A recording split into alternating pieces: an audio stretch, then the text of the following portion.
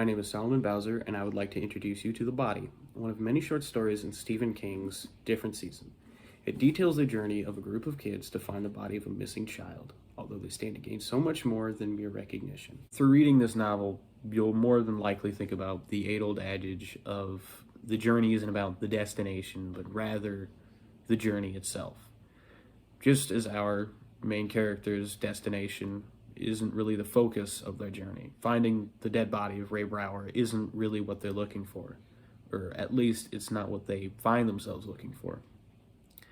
Instead, they gain more from the experience itself. They face so many challenges, they go through so much through the entire experience itself, that they come out the other end changed and closer to a certain degree.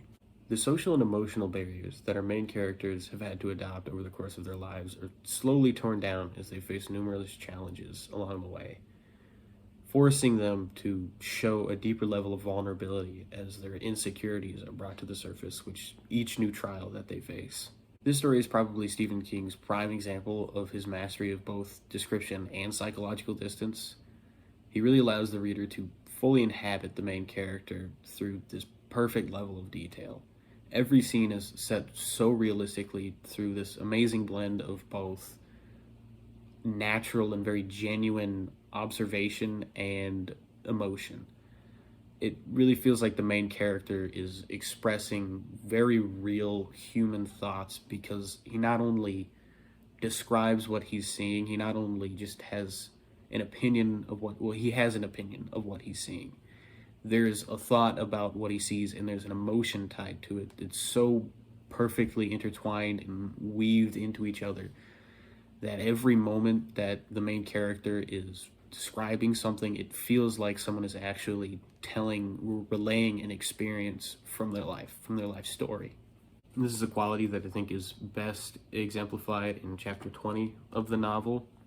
It starts out, "My heart went up into my throat so high that I think I could have put my hand in my mouth and touched it. My stomachs and genitals filled with a hot, dry excitement. I didn't move. I couldn't have moved if I had wanted to. Her eyes weren't brown, but a dark, dusty black, the kind of velvet you see backgrounding jewelry displays. Her small ears were scuffed suede. She looked serenely at me, head slightly lowered in what I took for curiosity." When it comes to overall messages and themes of The Body, one that I found throughout several moments of the book was relation to class struggle and sort of the lower class itself. And there are two distinct ways that I think it's represented, both through plot and characterization.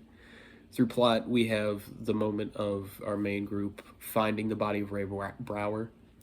They're confronted by Ace and his group of older kids, and I think that they represent more so the upper class. They got there in it's the whole moment itself is supposed to be, in my opinion, more representation of the ease of life. Ace and his group got there in a day. It didn't require any effort of them. They had a car, and it took only about an afternoon.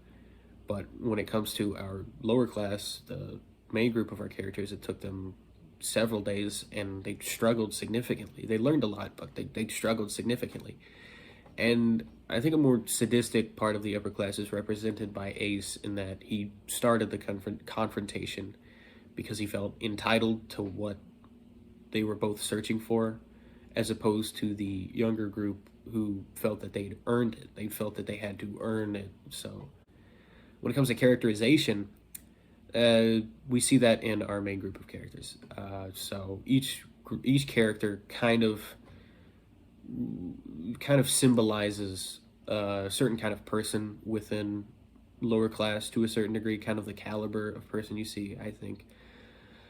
Gordy is that person who's relatively unaware of his situation. He's not aware of being lower class, and that's because he's so exceptionally talented and intelligent. He represents those groups of people who are driven and ascend sort of the class structure. They're artists, just geniuses in general. All great men and women who have arisen over the ages have come from pretty low class conditions.